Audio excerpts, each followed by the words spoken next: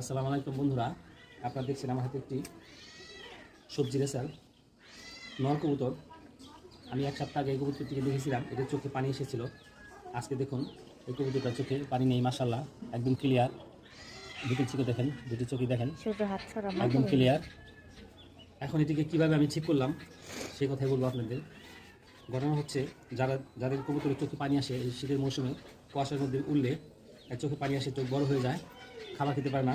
সেক্ষেত্রে আপনারা কী করবেন? এটিকে প্রথমে তো আপনি রোদে দিতে হবে, প্রথম চিকিৎসা। দ্বিতীয়ত একটি ড্রপ আছে, খুবই কার্যকর। আমি এই পর্যন্ত কয়েকবার এই ড্রপটি দিয়ে কাজ করলাম, মাশাআল্লাহ একটা 100 কাজ করছে এবং আপনারা দেখছেন কবুতরটি ঠিক হয়ে গেছে। আপনারা আমার আগের ভিডিওটি যদি দেখতে চান তাহলে আমার পেজটি ঘুরে আসবেন, দেখবেন এই ভিডিওটি আছে কবুতরের চোখে পানি। যাই হোক, এই সিপ্রোসিন হিউম্যান নাম যে একটি ড্রপ আছে, মানুষের চোখের ড্রপ, এটি প্রতিদিন 1 ফোঁটা করে দিনে 3 বার অথবা দিনে 2 বার দিয়ে দিবেন এবং সাথে রোদে দিবেন। মাশাআল্লাহ আপনার কবুতর সুস্থ হবে, 100% গ্যারান্টি। আমারটি তো সুস্থ হয়েছে, আপনারা দেখছেন। এখন কবুতর কোনো চোখে পানি নেই, অনেক সুস্থ। এবং এর সাথে আরেকটা কথা আছে, এর সাথে যে কবুতরগুলো থাকবে ওই কবুতরগুলোকেও দিতে হবে, তা নাহলে এটা থেকে ওইগুলো পেয়ে যাবে, তখন আপনার পুরো লোক মাখাই যাবে চোখে পানি দিয়ে।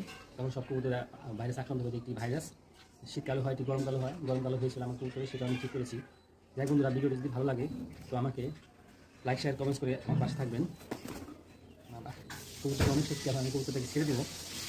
ওই কবুতরটা নিয়ে আসো, কবুতরটাকে ছেড়ে দেবো, হাত চলে যাবে। রেডি, 1 2 3।